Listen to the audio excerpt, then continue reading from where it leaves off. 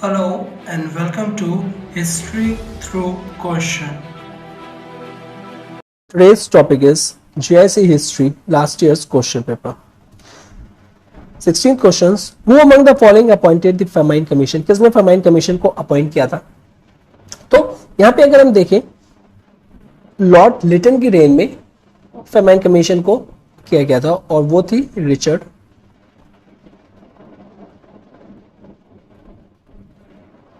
Stretcher commission, जो कि आई थी 1880 में. इसको क्रिएट किया गया था basically in order to develop एक जनरल स्ट्रेटजी, ठीक है ना, और इसमें जो प्रिंसिपल्स होंगे कि कैसे अगर फेमाइन आ गया तो उसको डील करेंगे. तो ये फर्स्ट फेमाइन कमीशन थी, कॉन्स्टिट्यूट करी गई थी, और जिस टाइम कॉन्स्टिट्यूट की गई थी उस टाइम लॉर्ड लिटन वहां पे थे. अब यहाँ की जो रिकमेंडेशन थी और इस कमीशन की जो रिकमेंडेशन थी बेसिकली ये कहना चाह रहे थे कि यहाँ पे एक प्रोविजन होना चाहिए फंड का. So there is a provision for fund, ठीक है ना, कि वो जो इनकेस अगर फेमाइन आ जाए तो वहां पे फेमाइन रिलीफ को प्रोवाइड करवा पाए, फेमाइन रिलीफ को प्रोवाइड करवा पाए. साथ ही साथ कंस्ट्रक्शन वर्क को, कंस्ट्रक्शन वर्क, ठीक है, और इसका एक एनुअल बजट होना चाहिए. Annual budget was also there, और इसी से रिलेटेड फेमाइन कोड भी आया था. Famine code came into existence और ये आया था 1883 में. ओके, नेक्स्ट क्वेश्चन है 17. हुज रियल नेम वाज मूल शंकर? तो ये आपको बताना है किसका रियल नेम मूल शंकर था. तो यहां का इसमें correct answer that is the D, Swami Dayanand Saraswati. ये 19th सेंचुरी के फिलोसफर थे, साथ ही साथ रिफॉर्मर्स थे, और इन्होंने फाउंड किया था आर्य समाज, एक सोशियो कल्चरल ऑर्गेनाइजेशन थी, और इनकी जो आइडियोलॉजीज थी बेसिकली वो रेजोनेट करती थी with the spirit of India's freedom struggle, ठीक है ना. ये बॉर्न किया था इन्होंने 1824 में. Next is question 18. Sister Nivedita was the member of which revolutionary organisation? तो यहाँ पे आपको बताना है. तो यहाँ पे जो करेक्ट आंसर होगा that is the B. Okay, यहाँ पे ओनली 2. अनुशीलन समिति से ये रिलेटेड थी. सिस्टर निवेदिता के बारे में देख लें तो ये सबसे पहले एक बात कहें तो ये डिसाइपल थी, important personality, that is Swami Vivekananda, ठीक है ना. और ये न्यूज में भी थी बिकॉज ये रिसेंटली पास हुए थे, दार्जिलिंग एज 43. इनको जाना जाता है अपने चैरिटेबल वर्क के लिए, चैरिटेबल वर्क. साथ ही साथ इन्होंने काफी ज्यादा इंपॉर्टेंट रोल प्ले किया था in the advancement of education for Indian women, Indian women के लिए, ठीक है ना. अब यहां पे अगर देखें तो बॉर्न मार्गरेट एलिजाबेथ नोबल इन आयरलैंड, ये जो सिस्टर निवेदिता थी एक आर्डेंट डिसाइपल बन गई थी स्वामी विवेकानंद की जब वो वहां पे मिली थी उनको लंदन में 1895 में. इनकी जो लाइफ थी काफी ज्यादा चेंज हो गई थी और उन्होंने मोनेस्टिक ऑर्डर को ज्वाइन कर लिया था 1898 में. तो स्वामी विवेकानंद जो थे उन्होंने इनिशिएट किया था बेसिकली एक तरीके की, इनको वो भी दिलवाई थी ब्रह्मचर्य की, और रीनेम किया था इनको निवेदिता, जिसका मीनिंग है द डेडिकेटेड वन. कभी कभी इस तरीके के क्वेश्चन भी आ सकते हैं, ये जो नेम है कि उसका एग्जैक्टली मीनिंग क्या होता है, तो यहाँ पे आ जाएगा डेडिकेटेड वन, ठीक है ना. तो अगर हम इस तरीके से देखें तो she became the first western women to take up the formal monastic order in India. तो first western women to take up the monastic order या फिर formal monastic order in India. ये फर्स्ट थी, तो ये भी याद रखिएगा. नेक्स्ट टाइम को घुमा के इस तरीके से क्वेश्चन को पूछ सकते हैं. और ये काफी ज्यादा एक्टिव इंटरेस्ट इन्होंने शो किया था विद रिस्पेक्ट टू हमारे इंडियन नेशनल मूवमेंट में, और सपोर्ट किया था कॉज को, और ये काफी ज्यादा क्लोज थी औरबिंदो घोष के भी. तो ये एडिशनल इंफॉर्मेशन है, please do remember this information is well. और वैसे किससे रिलेटेड थी? अनुशीलन समिति से. 19. Who founded the academic association? तो ये बताना है एकेडमिक एसोसिएशन जो है ये किसने फाउंड की थी. तो अगर बात करें यहाँ पे हेनरी विविन डेरोजियो जो थे उन्होंने फाउंड करी थी. डेरोजियो ने ज्वाइन किया था हिंदू कॉलेज को. अगर हम स्टार्टिंग देखें थोड़ी सी, वो किया था इन्होंने हिंदू कॉलेज 1828 में, और काफी शॉर्ट पीरियड ऑफ टाइम में इन्होंने काफी ज्यादा स्टूडेंट्स का सपोर्ट को गैदर कर लिया था. इन्होंने एकेडमिक एसोसिएशन को स्टैब्लिश किया था 1828 में under the guidance of Derozio, और साथ ही साथ बेसिकली जो अपना डिस्कशन था अरेंज किया था ऑन द फॉलोइंग सब्जेक्ट्स। अब वो कौन कौन से थे सब्जेक्ट्स पे जिसमें एकेडमिक एसोसिएशन में ये बात करते थे, that is the free will, free will की बात करते थे, ठीक है ना, फ्री ऑर्डिनेशन की बात करते थे, फ्री ऑर्डिनेशन, फेट की बात करते थे, ये faith, the sacredness of truth,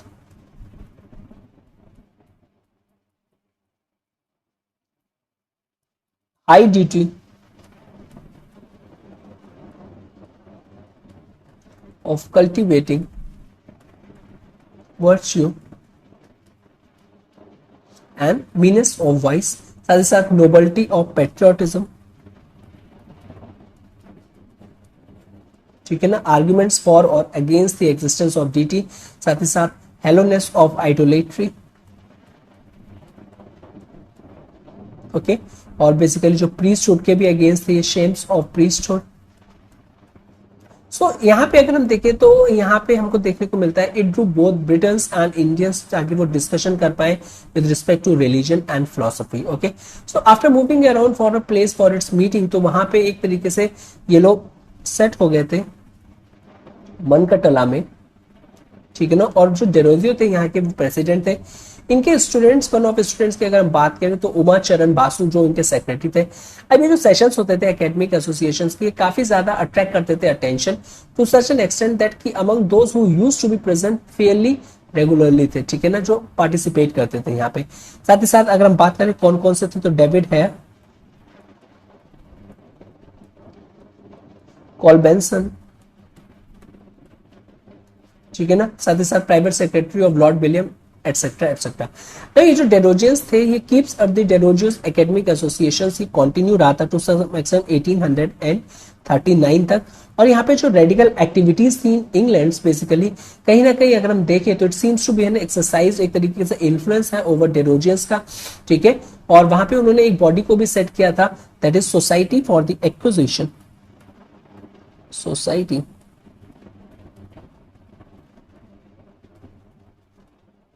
for the acquisition of general knowledge,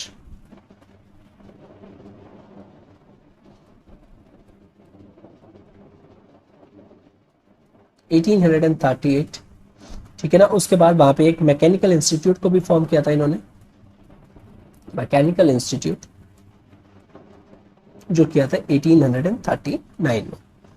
next है 20, who among the following was the more influenced by the western philosophy than Indian philosophy. तो यहाँ पे आपको बताना है, correct answer is the Raja Ram Mohan Roy. Raja Ram Mohan Roy एक तरीके से हमको फादर कहा जाता है, इनको father of Renaissance, that is the rebirth, spirit of inquiry, कुछ भी आप कह सकते हैं, रेनेसां ऑफ मॉडर्न इंडिया के। एक तरीके से ये सोशल रिफॉर्मर थे और टैलेंट सोशल रिफॉर्मर्स थे, काफी ज्यादा ग्रेट वर्क किया था इन्होंने, और इनॉग्रेट किया था एरा ऑफ एनलाइटनमेंट्स, और लिबरल रिफॉर्मिस्ट थे modernisation in India, that is why इनको फादर ऑफ रेनेसां भी कहते हैं। राजा राम मोहन जो राय थे, काफी ज्यादा इन्फ्लुएंस थे वेस्टर्न मॉडर्न आइडियाज से, was influenced by the western modern ideas, साथ ही साथ स्ट्रेस करते थे इंटेलेक्चुअलिज्म में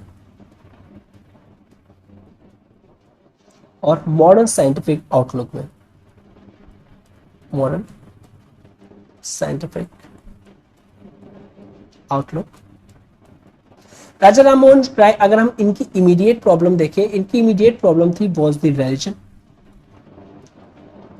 और साथ ही साथ जो सोशल डिक्लाइन है जो देखने को मिलता था उस टाइम पे बंगाल के नेटिव्स में या फिर नेटिव्स ऑफ बंगाल, और ये बिलीव करते थे कि ये जो रिलीजियस कंजर्वेटिज्म है ये काफी ज्यादा हर्ट कर रहा है सोशल लाइफ को। ओके, सो रिलीजियस कंजर्वेटिज्म ये सोशल लाइफ को, और सिंपली अगर हम बात करें, काफी ज्यादा हर्ट कर रहा है, डिक्लाइन कर रहा है, और जो पीपल है वो काफी अपसेट होते जाते हैं और उनकी कंडीशन इसी तरीके से सोसाइटी में इंप्रूव नहीं हो पा रही है।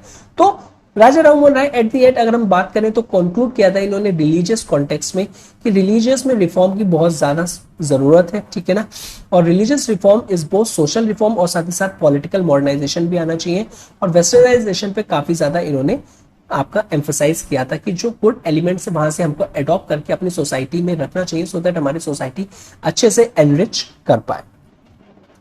21st, who presided over the first education commission in the 1882? तो यहाँ पे आपको बताना है। सो यहाँ पे करेक्ट आंसर है that is the W Hunter. अब हंटर कमीशन की अगर बात करें it's a very famous commission, और इसका जो टाइम पीरियड था 1882 से 1883। तो ये कब आई थी? इस तरीके की चीजें काफी इंपॉर्टेंट हो जाती है जस्ट बिकॉज इससे आप रूल्ड आउट कर सकते हो जो गलत ऑप्शंस दे रखे हैं। अब ये आई क्यों थी? सबसे पहले ऑब्जेक्टिव क्या था इसका कि इवेल्युएट करना था इसको प्रोग्रेस, जो कि वुड्स डिस्पैच के अंडर में 1850 में हुआ था, एक कमीशन अंदर आई थी W हंटर की 1882 में, ठीक है ना। तो इवेल्युएट करना था इसको woods dispatch.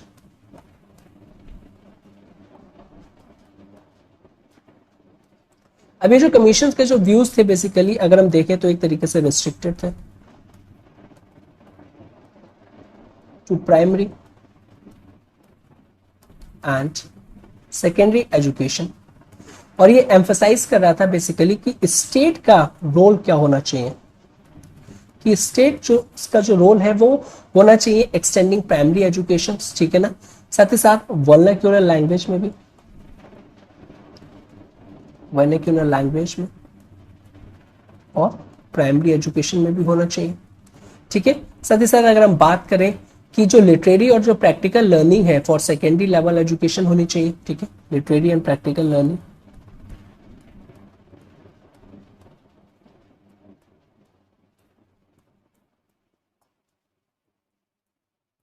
Practical learning for secondary education. साथ ही साथ जो फीमेल एजुकेशन का है ये भी यहाँ पे मेंशन किया गया था कि फीमेल एजुकेशन को काफी टाइम से इग्नोर किया जा रहा था, तो उसको भी टेकन इनटू कंसिडरेशन को लिया जाए। एक होल हार्टेड अटेम्प्ट किया जाए कि जो प्राइवेट एंटरप्राइज है उनको इन्वॉल्व किया जाए। सो इन्वॉल्व प्राइवेट एंटरप्राइज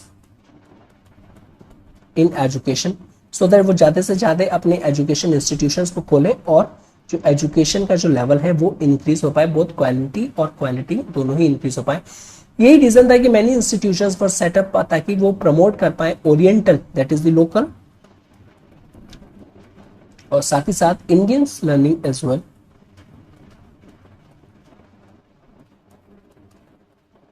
और टीचिंग कम एग्जामिनिंग जो यूनिवर्सिटीज थी वो भी आ पाए, teaching cum examining universities also came up, ठीक है। और बात करें अगर हम तो पंजाब यूनिवर्सिटी वो स्टैब्लिश हुई थी 1882 में, ठीक है ना, और इलाहाबाद यूनिवर्सिटी वो स्टैब्लिश हुई थी 1887। 22nd, the act which Jawaharlal Nehru called the charter of slavery was, तो कौन सा एक्ट था? तो quite important, government of India Act 1935, ठीक है ना। क्यों था ये इस तरीके से स्टेटमेंट कहा था? बिकॉज यहाँ पे जो डिमांड्स थी कांग्रेस की और इस एक्ट में जो इंट्रोड्यूस किए गए थे प्रोविजंस वो काफी ज्यादा एक तरीके से गैप था, I am sorry, far away था from the demands of the Congress, और इसीलिए नेहरू ने टर्म किया था इसको as an charter of slavery and operations, ठीक है ना। बट उसके बावजूद भी जो कांग्रेस थे उन्होंने डिसाइड किया था जो आने वाले इलेक्शन को कि पार्टिसिपेट करेंगे हम इलेक्शन पे, जो कि प्रोविंशियल लेवल पे था, ओके। अंडर नेहरूज लीडरशिप जो कांग्रेस थे उन्होंने इलेक्शन में जाके काफी सिक्योर्ड एब्सोल्यूट मेजॉरिटी भी प्रोवाइड करवाई थी और 6 प्रोविंसेस में और फॉर्म की थी कोलिशन गवर्नमेंट में भी, ओके। तो इस तरीके से यहाँ पे जो था ताकि हम ज्यादा से ज्यादा कंसेशंस ले पाए, ओके। तो ये कौन सा एक्ट था? Government of India Act 1935। Next question is 23 कि the viceroy of India at the time of establishment of Indian National Congress, तो कौन थे? So the correct answer is C, that is the Lord Dufferin. Allan Octavian Hume जो थे basically उन्होंने organise करवाई थी first meeting जो कि बॉम्बे थी, एओ ह्यूम,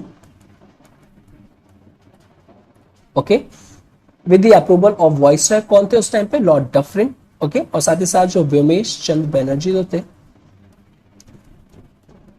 फर्स्ट प्रेसिडेंट थे, कांग्रेस के। और यहाँ पे जो फर्स्ट सेशन हुआ था 28 to 31 में दिसंबर 1885 में, और अटेंड किए गए थे by 72 delegates.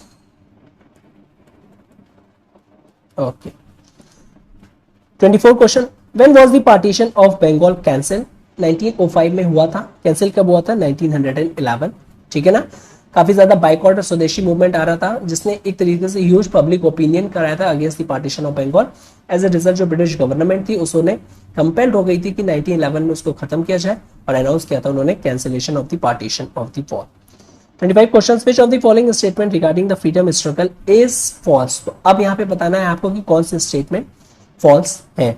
Bengal was partition in 1905, true है। Formation of Muslim League in 1907, कभी फॉल्स है ये, बिकॉज कब फॉर्म हुआ था? दिसंबर 1906 में। ठीक है, तो करेक्ट आंसर इज बी, यहीं पे हमको मिल गया। तो ये फॉर्म हुआ था 30 दिसंबर 1906 में। साथ ही साथ ऑल इंडिया मुस्लिम लीग जो है उसको पॉपुलरली नॉन कहते हैं मुस्लिम लीग। ठीक है, अब ये कहां पे फाउंड हुआ था? ये फाउंड हुआ था ढाका में। अगर हम बात करें ब्रिटिश इंडिया जो कि बांग्लादेश में है, ये कम्युनल आइडिया था कि जो मुस्लिम्स हैं इनके एक अपना एक सेपरेट नेशन होगा, सेपरेट नेशन। ठीक है ना। और एक तरीके से यही जो नोशन था बेसिकली, इसको किसने स्टार्ट किया था? First by sir Syed Ahmad Khan, जो कि एक फिलोसफर थे और एक मुस्लिम रिफॉर्मिस्ट भी थे। Okay, next 26, the viceroy of India at the time of Jallianwala Bagh massacre कौन था? तो जलियांवाला बाग मैसेकर अगर आपको पता होगा, ठीक है, तो कब थे तो आप बता सकते हो कि कब इंसिडेंट हुआ था, और उस टाइम पे इसको कलेक्ट कर सकते हो मॉन्टेग्यू चेम्सफोर्ड रिफॉर्म से भी कलेक्ट कर सकते हो कि वो एक्ट कब आया था। तो कहीं ना कहीं इन दोनों चीजों को मिला के आप ये जो डी आंसर है इजिली कनेक्ट कर सकते हो। अगर आपको पता है दैट्स गुड, अगर नहीं पता है तो आप एक तरीके से लॉजिकल रीजनिंग लगा के भी इसको कर सकते हो। तो लॉर्ड चेम्सफोर्ड जो थे बेसिकली वहां पे गवर्नर जनरल थे, और इनका जो टाइम पीरियड था, और sorry governor general along with viceroy of India थे 1916 टू लेकर 1921। इंपॉर्टेंट इवेंट्स इनकी टाइम पे देखे वो क्या क्या हुए थे, तो सबसे पहले लखनऊ पैक्ट हुआ था। अब ये लखनऊ पैक्ट क्या है पता होना चाहिए आपको। 1916 में खिलाफत मूवमेंट हुआ था। ये शॉर्ट में आपके नोट्स बनने चाहिए कि किन किन जो वाइसरॉयज हैं इंपॉर्टेंट इवेंट्स क्या क्या हुए थे उनके। Emergence of Gandhi ji as a national leader, emergence of Gandhi ji as national leader,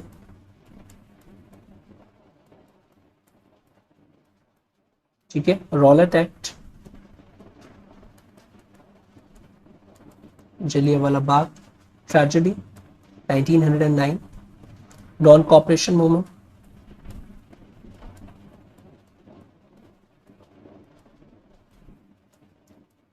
third Afghan war, treaty of Rawalpindi,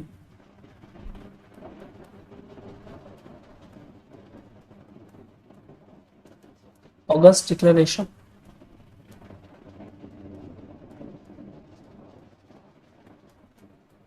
nineteen 17 में हुआ था ये, और डिक्लेरेशन के बाद मॉन्टेग्यू चेम्सफोर्ड रिफॉर्म आया था।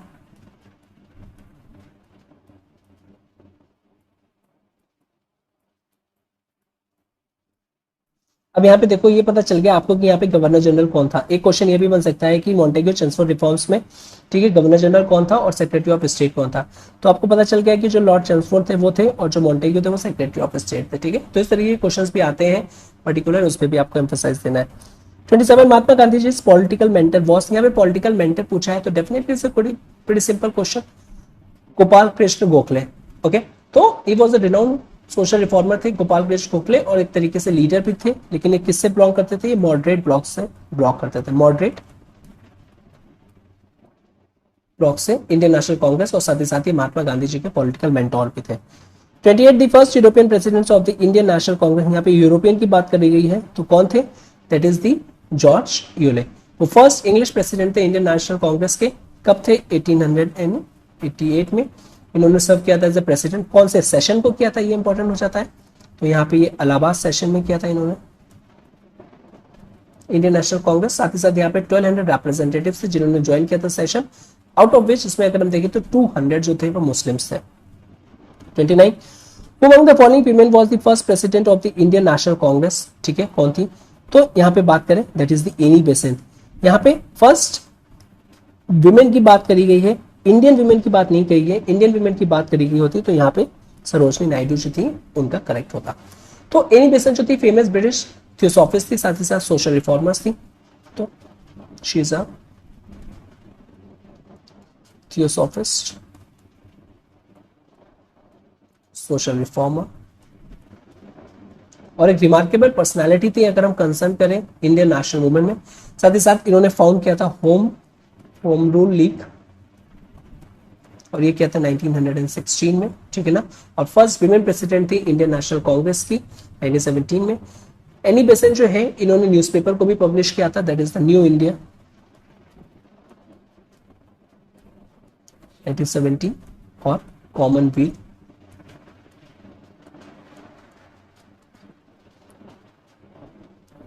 Third question, Lucknow pact sign between them, किसके बीच में साइन हुआ था? अभी हमने देखा था कि लखनऊ पैक्ट किसके अंडर में आया था, ठीक है। तो ये जो चीजें हैं जो एग्जामिनर सेट करता है क्वेश्चन, उसकी भी चीजें रहती है कहीं ना कहीं कनेक्ट किया जाए, ठीक है। तो जो लॉर्ड चैंसफोर्ड थे उनके रेन में ये काफी सारी चीजें हुई थी। अब यहाँ पे जो है आपको अब ये भी पता चला होगा कि जब लखनऊ पैक्ट है क्या एग्जैक्टली, तो इट्स सिंपल कि क्या था, बेसिकली एक तरीके से ब्रिज करना गैप था। तो यहाँ पे अगर हम देखें तो कांग्रेस एंड मुस्लिम लीग के बीच में आया था, तो एक एग्रीमेंट था ये Lucknow pact between the Indian National Congress and the All India Muslim Leagues. एक ज्वाइंट सेशन था जहां पे जो बोथ पार्टीज थी लखनऊ में मिली थी। और ये जो पैक्ट था ये काफी ज्यादा इंपॉर्टेंट था बिकॉज इसने इंक्रीज किया था, एक तरीके से इनहेंस किया था लीग्स की पावर को इंडियन पॉलिटिक्स में।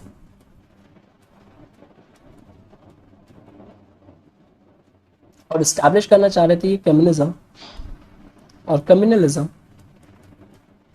एज एन अनअवॉइडेबल एक तरीके का पार्ट होगा वो भी इंडियन पॉलिटिक्स का।